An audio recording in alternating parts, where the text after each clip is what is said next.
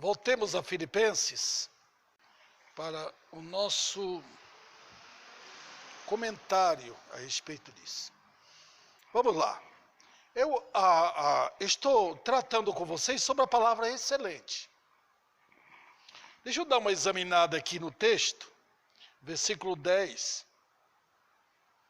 A palavra excelente, como vocês veem aí, mostra exatamente onde nós devemos estar. Mas nota, por que nós queremos alcançar isto, ou devemos alcançar? Para que vocês aprovem as coisas excelentes e sejam sinceros e inculpáveis. A primeira lição aqui que vem do objetivo de sermos excelentes, de alcançarmos esse diploma da graça, é para que nós sejamos sinceros. A palavra sincero aqui é uma palavra dupla, quer dizer, uma ligada com a outra. Nós temos palavras assim em português, mas no grego tem muita palavra. Em inglês também tem. Todos os idiomas devem ter. Mas esta palavra significa que a pessoa é colocada à luz do sol. Né? Quando eu estou sem óculos, irmãos, minha vista está um pouco fraca para perto. Até essa Bíblia aqui, eu enxergo. Mas quando eu recebo alguma coisa no WhatsApp, por exemplo, eu tenho que pegar meu celular e levar bem para uma claridade melhor. Eu ligo a luz, eu vou lá na porta do apartamento ali, pego a claridade de fora para ver. A ideia é que nós seremos colocados perante a luz para ver que não tem defeito nenhum. Os irmãos entenderam aqui? Sem qualquer defeito. A palavra sincero, ela veio do latim. E tem uma explicação. Significa sincera. Normalmente eles vendiam um vaso, e naquele tempo, para o vaso ficar bonito, eles passavam cera nele. Mas quando ficava no sol, aquela cera derretia. Está vendo aqui? Nós, irmãos, temos a tendência de passarmos cera.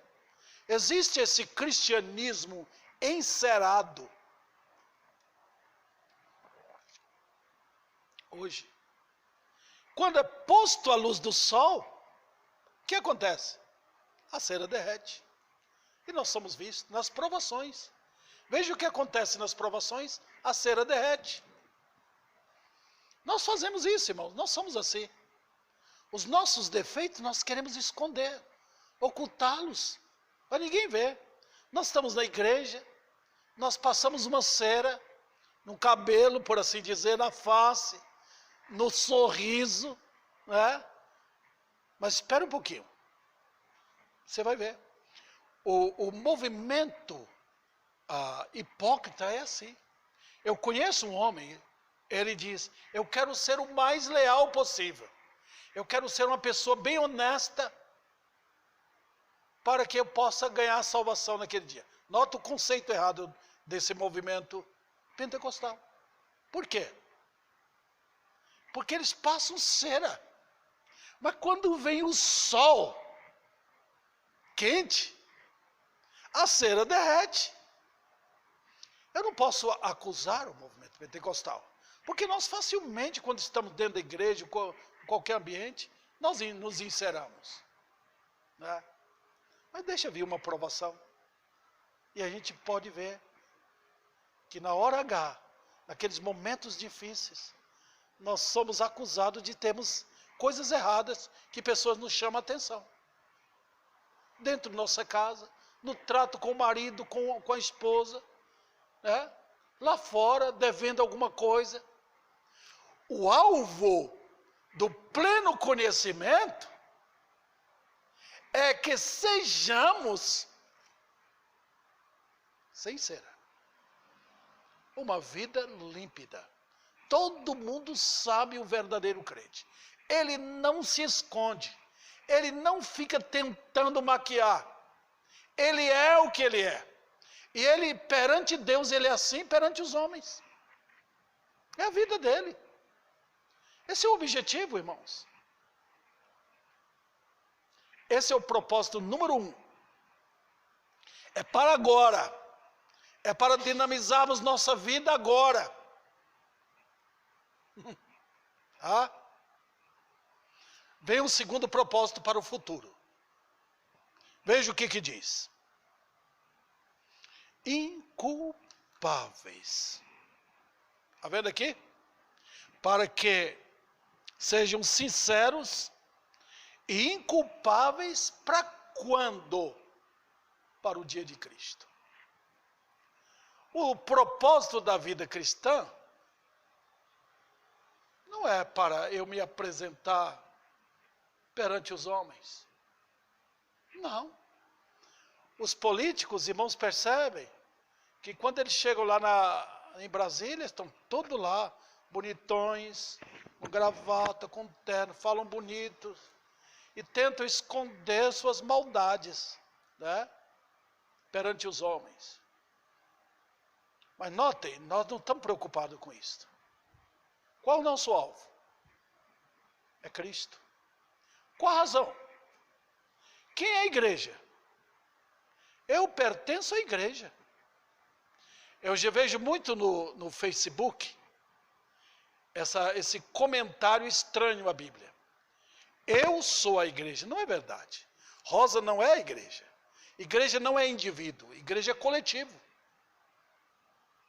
O grupo que está aqui constitui uma igreja. Estando 2 ou 3 reunidos. Um indivíduo não. Isso, irmãos, tem trazido tanto problema para o bom nome do Evangelho. A pessoa fica em casa, eu sou igreja. Lá eu faço meu culto. Lá eu oro. Lá eu leio a Bíblia. Mas isso não é igreja. Os irmãos não veem isso na Bíblia. O alvo aqui é que cada um de nós, por assim dizer, tornemo-nos mais belos para sermos apresentados aquele dia. Como eu serei diante do meu Senhor. Os irmãos já perceberam que qualquer moça que vai casar, ela se prepara. O preparo dela é majestoso. Ela quer a melhor roupa, ela quer se maquiar bem, ela quer perante todos ficar bonita, linda, para o encontro com seu noivo. Ah? Não é diferente da nossa parte. É para que nós fiquemos, irmãos, sem culpa. O versículo mostra assim. É que o termo aqui incrível é que Cristo vai olhar para nós e não haver nenhum motivo de erros. Veja bem, é isso que Paulo está tratando para crentes. Para que naquele dia o olhar de fogo do Senhor não venha nos fazer envergonhar. Ah? Está vendo? Crente não perde a salvação. O verdadeiro crente é salvo. Nós ensinamos e pregamos isto. Não dizemos de maneira nenhuma que pessoas que estão brincando de crentes são crentes. Que pessoas que vivem no pecado são crentes. Não são. Nós estamos afirmando aqui que os verdadeiros crentes, cheios de problemas, cheios de defeito, e eles sabem disso, eles choram por isso, eles lutam contra isso. Eles são os verdadeiros crentes que vão morar no céu. Mas naquele dia, o Senhor vai olhar a noiva dele. E haverá muitos crentes que chorarão. Porque os olhos do Senhor vão examinar tudo isto. Por que eu brinquei? Por que eu não fui fervoroso, atencioso nos detalhes da minha vida? Por que não? Está vendo aqui? No dia de Cristo. No dia de Cristo. Eu falei para os irmãos que é o dia de Cristo, que aparece aqui 2 vezes no texto, na passagem aqui. É o dia quando ele virá para o encontro com sua noiva. Agora, irmãos, vamos à parte final desta obra majestosa de Paulo que nós já presenciamos aqui. O que significa tudo isto? Será que o pastor Davi está apregoando uma mensagem que é só para os grandes, os cultos, os filósofos, os que fizeram faculdade? Não, não, não. É para todo crente? É. É para aquele irmão mais simples? É. É para aquele irmão que não tem curso nenhum? É. É para qualquer crente. Deus amou a igreja dele. E na igreja dele não tem esse negócio de eu sou mais rico, eu sou mais culto, todo mundo é igual. O Espírito é o professor de qualquer crente. Qualquer crente. No mundo, irmãos, tem essa diferença. Tem aquelas pessoas, nós já falamos sobre isso, que alcançam a excelência. Tem aqueles que vão para uma vida militar e alcançam excelência em termos de disciplina. Não estamos tratando disso. Estamos tratando de quê? O que envolve isso? Por que isso? Olha o versículo seguinte, versículo 11. Cheios do fruto de justiça. Fruto de justiça. Querida igreja, eu amo a palavra de Deus, porque a Bíblia é um livro que mostra com clareza a normalidade da vida cristã. Que é excelência? É fruto de justiça. Só isso. Quando foi que você começou a vida cristã? Você começou a vida cristã com Cristo ou com uma igreja? Você começou a ser crente porque gostou daquela religião? Ou começou na sua salvação? Vida cristã é encontro do pecador com Cristo. Eu tenho falado isto. Vida cristã é justiça. O objetivo de Deus é dar justiça ao pecador. Os irmãos sabem disto. Talvez os irmãos não consigam explicar. Mas você vê qualquer pecador, qualquer pessoa neste mundo, qual é o problema dele? Por que a pessoa vai para o inferno? Falta justiça nele, só isso. O pecado é injustiça, irmãos. O pecado é injustiça, vou repetir. É colocar na balança fechada em falta. Eu me lembro quando eu era pequeno na Bahia, a gente comprava muito, ou na feira, ou nas vendas que tinham lá, naquelas lojas que vendiam as coisas. E a gente comprava as coisas assim, às vezes, por exemplo, os produtos, cereais, era comprado pesando assim na balança. Aquelas balanças, 2 pratos, né? Então vinha 1 quilo aqui e aqui é o local onde colocava as coisas. Você queria comprar 1 quilo de arroz. Então o arroz tinha que igualar o peso, tá vendo? 1 quilo aqui, tudo equilibrado. Se o peso aqui descesse mais e o arroz ficasse aqui em cima, então era injustiça, tá vendo? Você podia reclamar. Você não vendeu 1 quilo, eu quero 1 quilo. Está faltando equilíbrio. Está vendo? Se o cara falasse assim, ó, eu vou olhar para você, vou colocar um pouquinho de arroz mais, vou cobrar 1 quilo. Aí já deixou de ser justiça? Parecendo um ato de bondade dele. Mas não era isso. A pessoa não está pedindo para colocar mais. Eu quero 1 quilo. Pronto. A vida é justiça. Deus não está pedindo do homem, olha, eu quero que você seja bondoso. Os irmãos percebem que o cristianismo atual é uma evocação à bondade. São os homens querendo ser melhores, querendo ser mais religiosos, mais adoradores de Deus, como se Deus estivesse precisando. Hoje, irmãos, o trabalho até missionário é mais lidando com bondade. Com a pessoa que está drogada, com a pessoa que está doente, vão levar uma cesta básica. Essas coisas são boas no sistema humano. Deus, entretanto, não está lidando com isso. Os irmãos podem olhar a carta de Paulo aos Romanos. É uma carta de justiça. Quem sou eu? Eu sou um pecador. Eu ofendi a Deus. Eu fui pesado na balança divina e fui achado em falta. E para Deus não tem se a pessoa é rica, se é pobre. Ele diz, os dois são mais leves do que a vaidade. Olha que coisa terrível. Você pode pesar uma pena. Ela vai ter um pezinho quase imperceptível. Mas o ser humano, que peso tem? Você vê aquele homem religioso, aquela mulher religiosa, bondosa, que valor tem?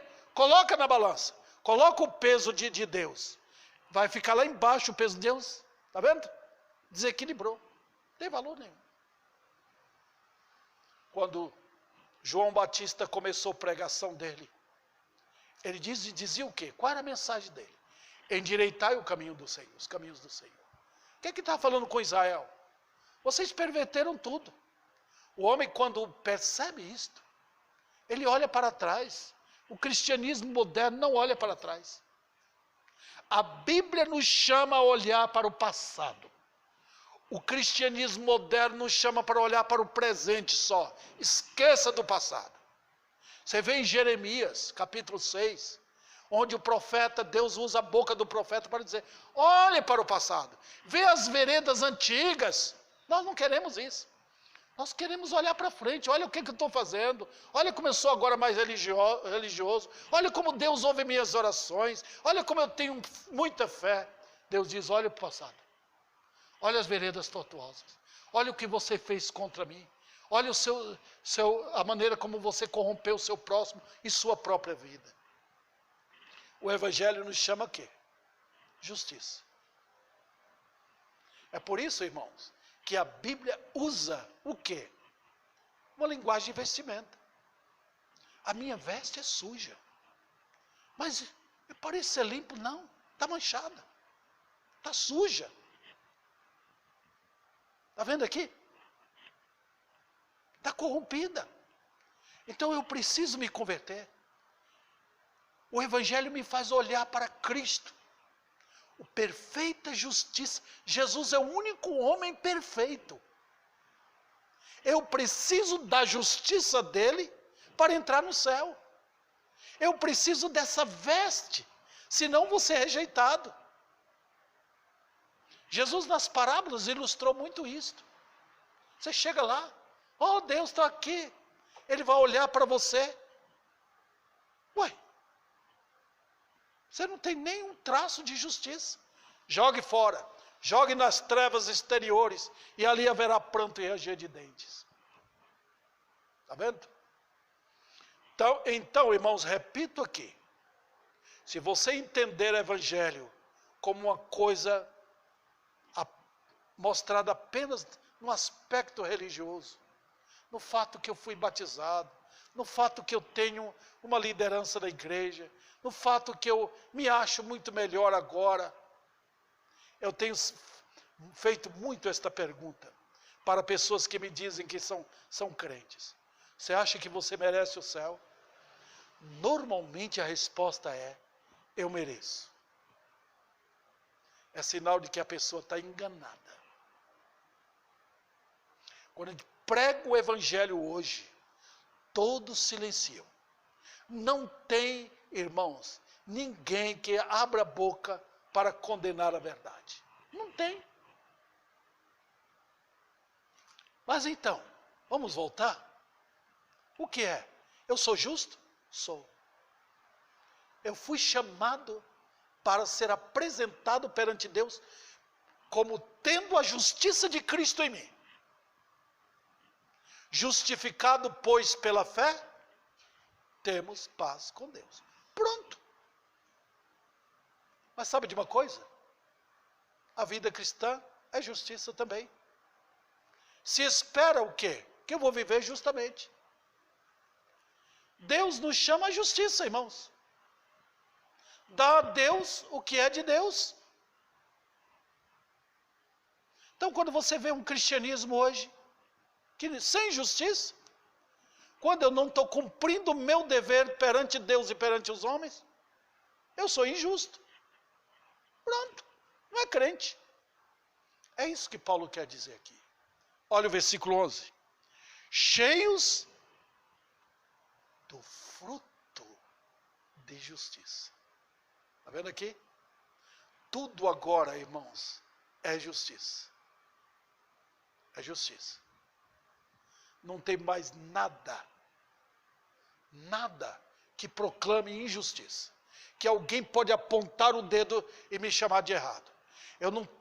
Ninguém vai dizer agora que eu sou um devedor. Eu tenho que olhar para o meu próximo com o olhar fixo nele, com sincera atenção, com um amor incrível por ele. Eu não devo nada a ninguém. A ninguém fiqueis devendo coisa alguma, exceto o amor. Isso é fruto de justiça. Agora, vamos ampliar um pouquinho isso aqui. Voltando um pouco. Quando eu tenho a capacidade de percepção, eu vou vendo como o quadro de justiça se amplia mais. Está vendo aqui? Como eu estou longe de justiça ainda. Na prática, por favor. Quem é a irmã Rosa? Ela é justa? Ela será apresentada perante Deus como justa. Pronto. Salvação é isso. Deus vê a irmã Rosa em Cristo. Pronto. Esse é o salvo. Satanás não pode acusar o crente. Ele é justo. Nós não estamos tratando disso aqui. Agora, outra coisa na vida da Rosa, há fruto de justiça? Se espera que sim. Porque a justiça de Cristo nela vai dar para ela, para esta irmã, um desejo de agradar a Deus. Isso é chamado fruto de justiça. Então, irmãos, o progresso, o alcançar a excelência, é para isso. É para que nós nos transbordemos de justiça. Está vendo aqui? Aquela capacidade de perceber que o mundo é um palco de miséria. De que nós não estamos dando a Deus o que é de Deus. Está vendo aqui? Nós começamos a perceber as coisas. Nós começamos a perceber que há um quadro de destruição, de miséria dentro deste mundo. A gente vê isso aos poucos. Em outras palavras, a capacidade de vislumbrar as coisas com os olhos de Deus é como se você tivesse aquela lente microscópica de olhar coisa que os outros não veem. Isso não é de Deus. Isso é perigoso. Olha o que aquele homem está pregando. Olha o que você está falando. Os irmãos perceberam? Isso não agrada a Deus. Isso é ofensivo. quando nós crescemos em fruto de justiça, nós observamos essas coisas. E começamos a crescer. Olha a palavra que sai da minha boca. Edifica. Eu tenho dentro de mim a glória de Cristo. Eu quero crescer em amá-lo mais. Eu tenho capacidade de vencer as depressões. Os momentos difíceis de angústia eu consigo. Do contrário, eu estou sendo injusto. Eu não estou dando a Deus o culto que é a Ele. Dentro de mim. Hoje à noite eu vou pregar sobre isso. Quando eu não avanço, queridos irmãos. Está vendo aqui? Eu não escolho, quando eu não chego à excelência, eu não escolho o que é melhor.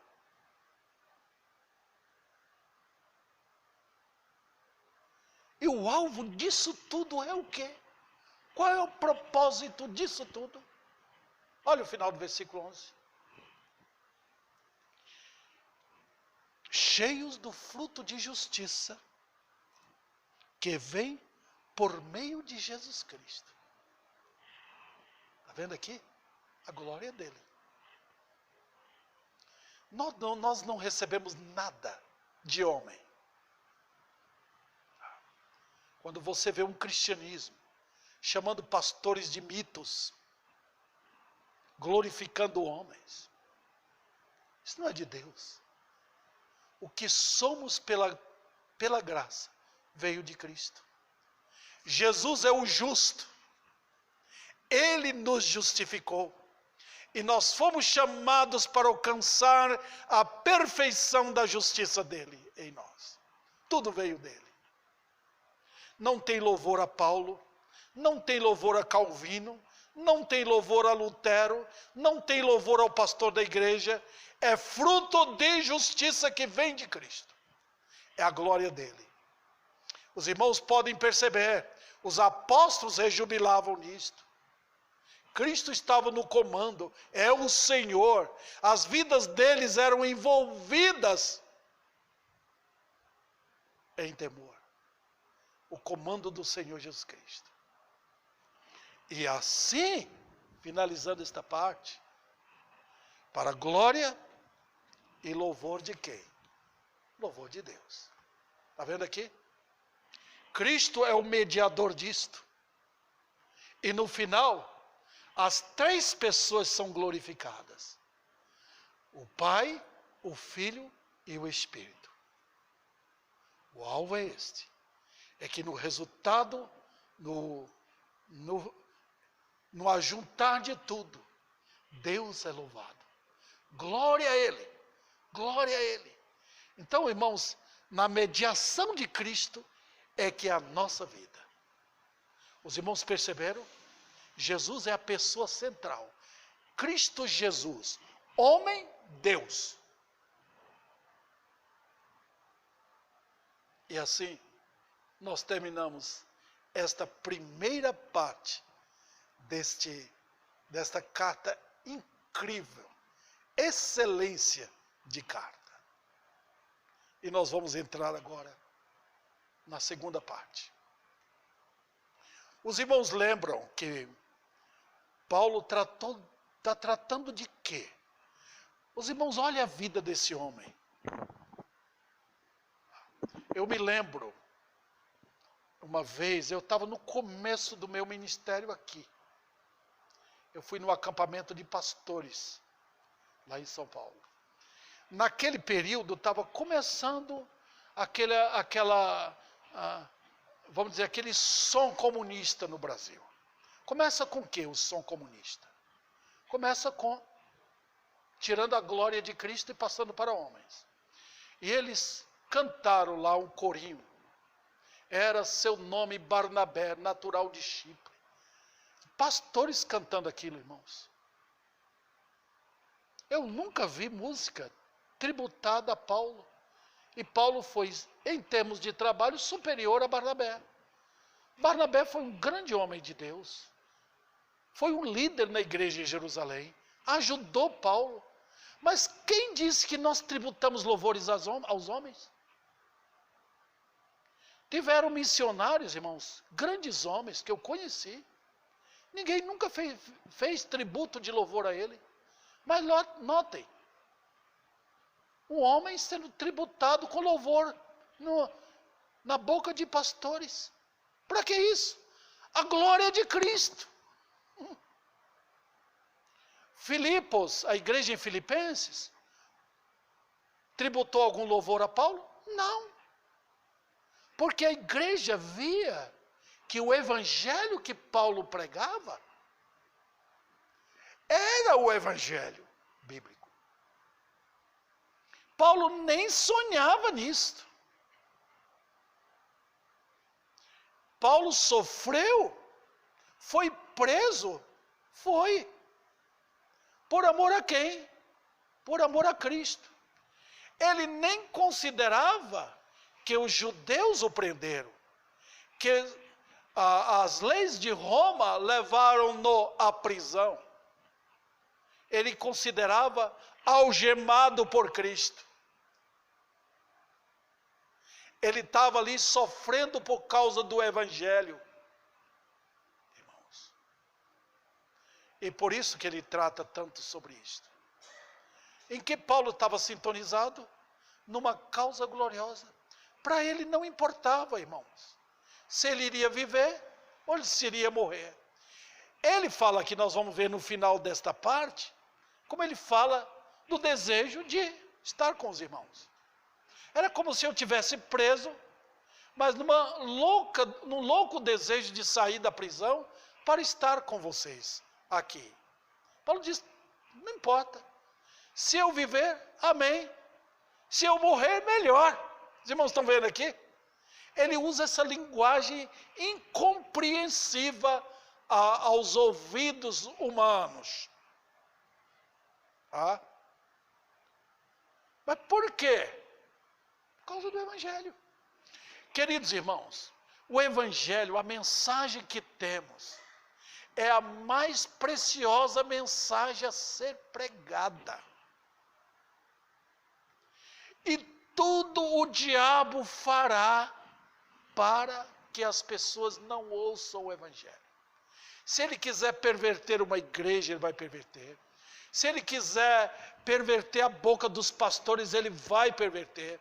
Se ele quiser colocar desejo por dinheiro na vida de pastores, ele vai fazê-lo. Se ele quiser mudar as mensagens dentro da igreja para outras mensagens que o povo gosta, ele vai fazer.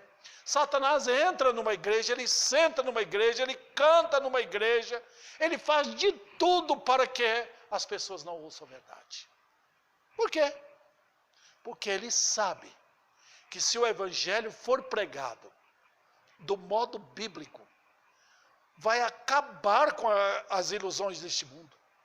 Satanás vai ser descoberto como homicida, como o pai da mentira por milhares. Olha, o evangelho fez isso em muitos lugares, irmãos. Houve um período lá na Inglaterra que a nação, nos Reinos Unidos, no Reino Unido, aquelas nações que compõem, aquelas nações estavam fragilizadas devido ao pecado. Foi quando irrompeu um avivamento naquela região toda. Foi no tempo daqueles grandes homens que pregaram e milhares de pecadores se converteram a Cristo. Olha, Spurgeon, eu já citei para os irmãos, ele fala, o evangelho tem um poder para tudo. Fecha bares, acaba com as enfermidades. O evangelho faz isso, irmãos. Reconstrói a família. Traz homens à condição de homens, mulheres ao lugar delas. O evangelho faz isso. Então Paulo era uma ameaça. E qualquer um que vai pregar, se torna ameaça para o diabo. Ele vai lutar contra. Eu percebo isso aqui. No momento que alguém fala, eu quero servir a Deus, eu quero me humilhar perante Ele, Satanás coloca obstáculo. Vai colocar mesmo, irmãos. Tá? Por quê? Por causa do evangelho. Então é neste ponto aqui que eu dou início ao que Paulo está falando. Nesta parte. Vamos então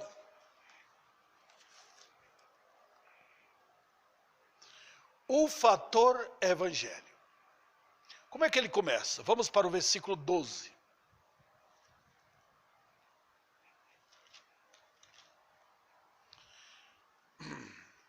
Deixa eu abrir aqui para ler para os irmãos.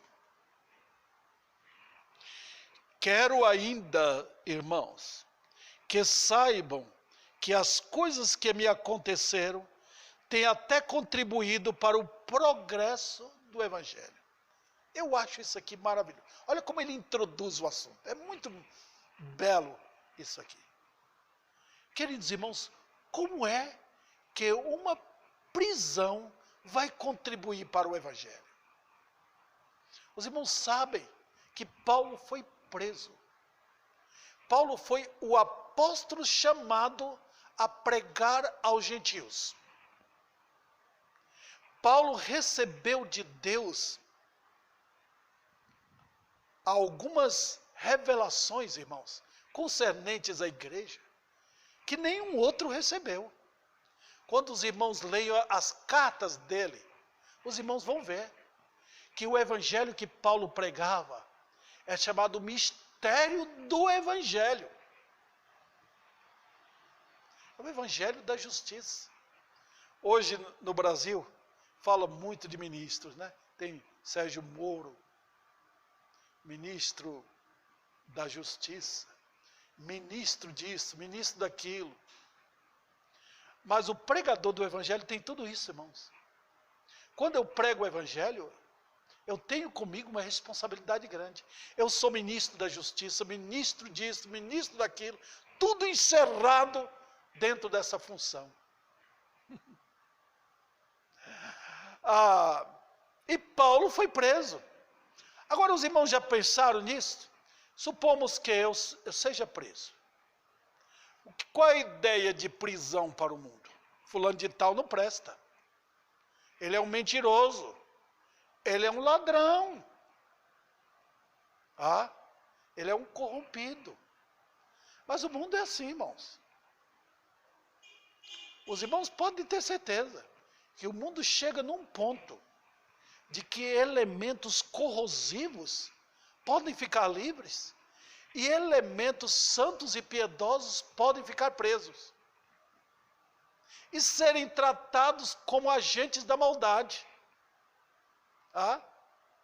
Os irmãos lembram de Cristo?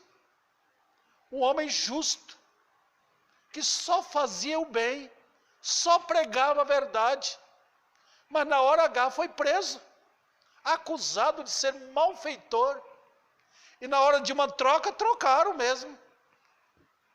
Tirem Barrabás, livra, mate ele, Jesus. Não foi essa troca? Paulo experimentou isto. Os irmãos devem saber de uma coisa. Por que Paulo experimentou isso? Lembra que Jesus falou na conversão: eu vou mostrar para esse homem o quanto importa sofrer pelo meu nome. Os outros servos de Deus que estavam junto com Paulo não foram presos, mas ele foi. Por causa disso. O quanto importa sofrer pelo meu nome. Normalmente, prisão de pastor chama atenção. Aquele pessoal que fez coisa errada. Eu, irmãos, ouvi de uma denominação aqui no Brasil, eu não vou citar o nome, mas os pastores foram presos porque passaram a mão no cofre da igreja. Roubaram o dinheiro do povo. Ficaram ricos. A justiça foi chamada. Olha, a justiça, os federais foram lá e algemaram esses homens. Coisa feia. Pastores serem presos por causa de dinheiro, porque mentiram, porque roubaram aquela igreja. Não é feio isto? Tem outros escândalos que aparecem, que eu vejo demais, irmãos, tem no YouTube. Pastores caindo em pecados grosseiros, feios mesmo. É escândalo para o evangelho. Hoje, irmãos, tem sido tanto isto, tem acontecido tanto isso, que ninguém dá crédito. Eles são iguais. Mas no caso de Paulo, não. Os irmãos percebem?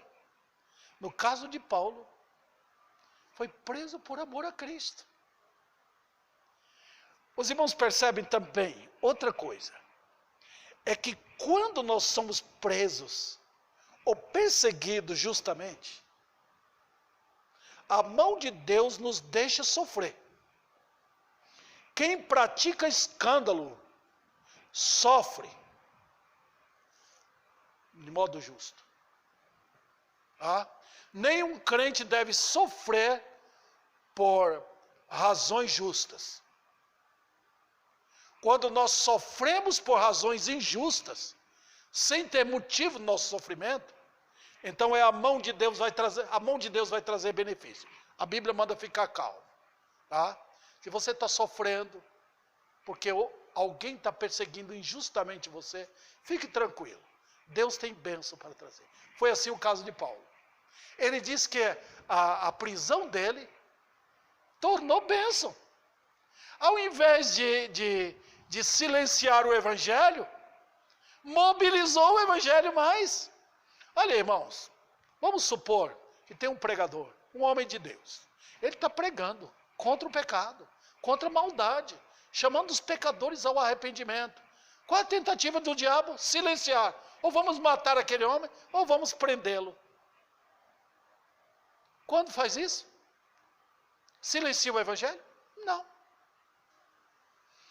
Os irmãos lembram quando mataram Jesus? Quando Jerusalém acordou, todo mundo estava quieto, tranquilo.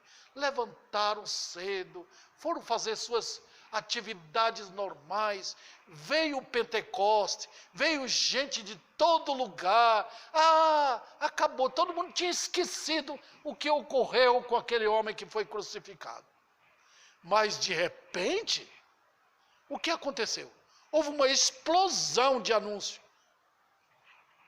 O Espírito Santo desceu e encheu o peito de Pedro e dos apóstolos para pregar naquele dia. Maravilha! O que aconteceu? Está vendo? Triunfaram contra a verdade? Não! Deus não deixa. Qual a razão? Você pode prender um homem, pode encerrá-lo na prisão, pode trancar as portas lá, pode colocar guardas, pode levá-lo à morte, como fizeram com Tiago. Mas sabe de uma coisa? Você não prende o Evangelho. Você não prende. E se prender um homem fiel, pode ter certeza que mobilizará outros para esta causa. Foi assim que aconteceu em Filipos. E eu vou encerrar esta parte aqui, irmãos, para mostrar para os irmãos que no caso do Evangelho não é fácil. Eu vejo hoje muitos saindo para pregar. Eu vou pregar o Evangelho. Eu vou ali, vou falar. Eu fico muito cauteloso, porque o Evangelho pregado hoje não é o Evangelho verdadeiro. Não é. Eu tenho visto isso acontecer demais. O Evangelho verdadeiro, irmãos, a pregação do Evangelho não é dada a qualquer um. Deus chama determinados homens e confia uma mensagem para ele.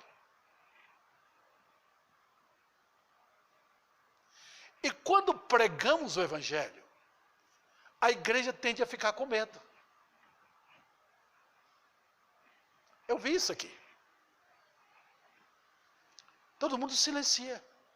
Tem medo. Porque o Evangelho sacode o mundo. Silencia.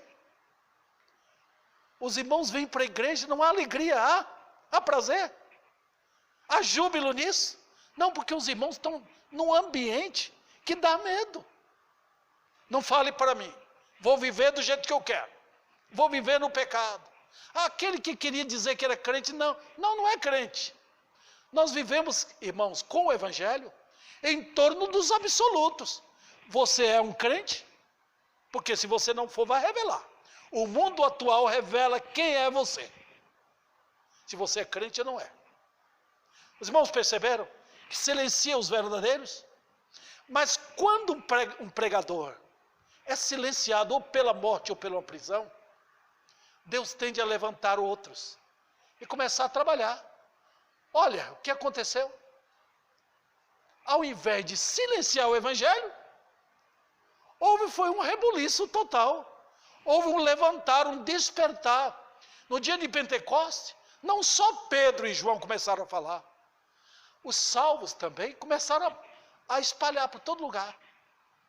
Eles não eram pregadores, eles eram os faladores. Nós vamos ver aqui nesse texto.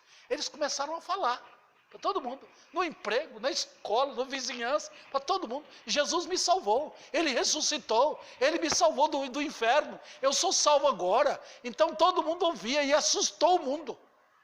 Está vendo? Por quê? Qual a razão disso? É que o evangelho não depende exclusivamente de uma pessoa só. É o poder de Deus. E que esse poder assombre a sua vida agora,